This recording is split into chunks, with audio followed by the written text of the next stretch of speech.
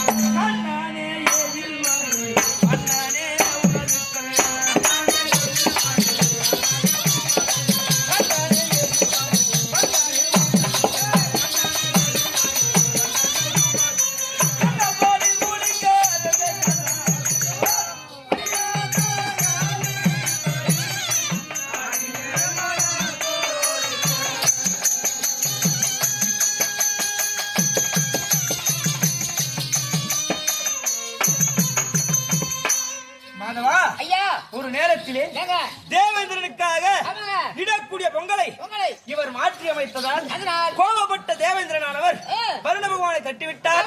சத்த சாதாரணமாக மழையை பொழிய செய்தார். அந்த இடத்திலே ஆக்கூட்டங்களும் கோக்கூட்டங்களும் ஆட்சியர்களும் அனைவருமே கண்ணனிடத்தில் வந்து தஞ்சமர குடி போகிறார்கள்.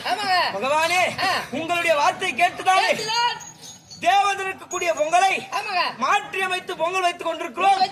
அதனால் கோபப்பட்ட தேவேந்திரனானவன் மழையானது உயர் செய்கிறானே, இப்பொழுது நாங்கள் என்ன செய்வது என்று கேட்க பகவான் இடத்தில் செய்தார்.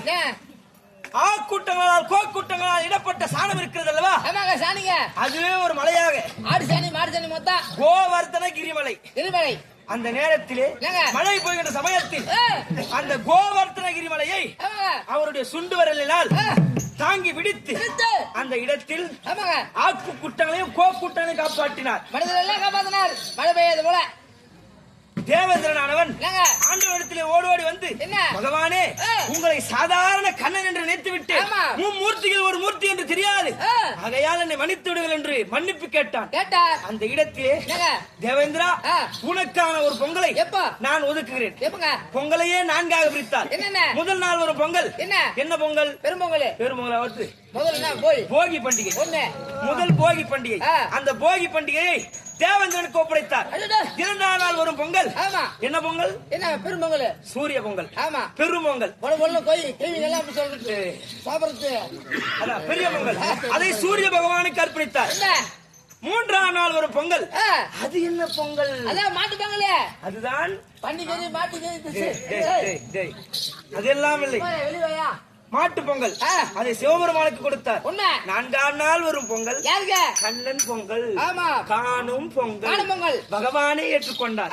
அது போன்று பொங்கலையே நான்காக பிரித்தார். மாமா, இதெல்லாம் முடித்து போன விஷயத்தையே நான் கேட்க வந்திருக்கிறோம். நான் கேட்டேன், எவ்வளவு போன விஷயத்தை கேட்க வந்திருக்கிறேன். எவ்வளவு கஷ்டப்பட்டு தெரியாதா? எவ்வளவு கஷ்டப்பட்டு நான் உங்களுடைய லீலைகள் எல்லாம் சொல்கிறேன். இதெல்லாம் இவங்களுக்கு தெரியாதா? எல்லாம் தெரிந்த விஷயம் தான்.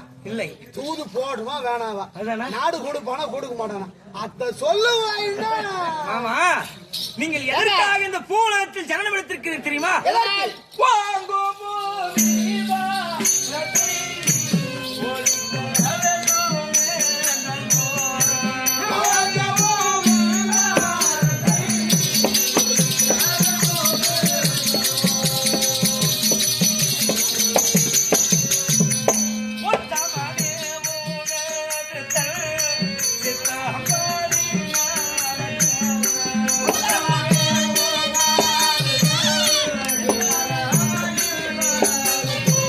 One